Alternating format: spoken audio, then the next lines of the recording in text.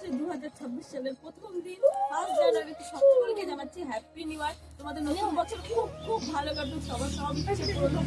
তো চলো তোমাদেরকে একটা জিনিস দেখাই আমার ছাদে। এই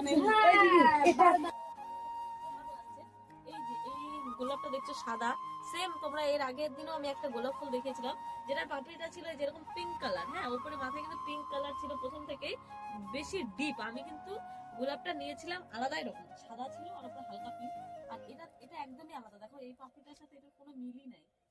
এই গোলাপটা আলাদা হয়েছে, একই গাছে দুই রকম গোলাপ হয়েছে। আর এদিকে দেখো, এদিকে তোমাদেরকে একটা জিনিস, এই যে একটা ডালিয়া ফুটে মোটামুটি ফুটেই আসছে। আর এদিকে তোমাদেরকে এর আগের দিন দেখেছিলাম যে আমার সাদা গাঁদা গাছগুলো মরে গেছিল, তো তারপরে আমি এই গাঁদাটা আবার কিনেছিলাম, এই গাছটা। কিন্তু মানে ফুল ধরা গাছে কিনেছিলাম দেখে গাছ ভালো হয় না। আমি জানি ফুল ধরা গাছ নাকি ভালো হয় না, তবুও ইচ্ছা ছিল একটা সাদা গাঁদায়। তো দেখো এটার অবস্থা এরকম, 30 টাকা দাম নিয়েছিল এই গাছটাও, কিন্তু একদম ভালো না।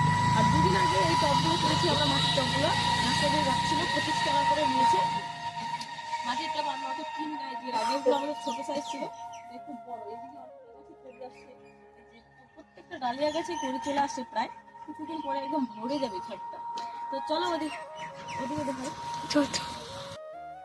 গাইস দেখো, এরা এরা এখানে ডান্স করছে আর স্কুলের অনুষ্ঠানের জন্য। টমেটো গাছে দেখো, টমেটো গাছগুলো কি ফুলে এসেছে।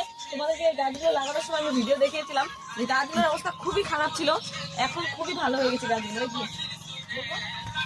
বাগান ঘুরতে দেখা নাকি মিনি বাগানটা আমার একটা টবে আর কি 2টো করে গাছ লাগিয়ে দিয়েছে, এটাই যা সমস্যা। আর প্রত্যেকটা গাছে আমার বাবা হচ্ছে রসুন দিয়ে দেয়। রসুন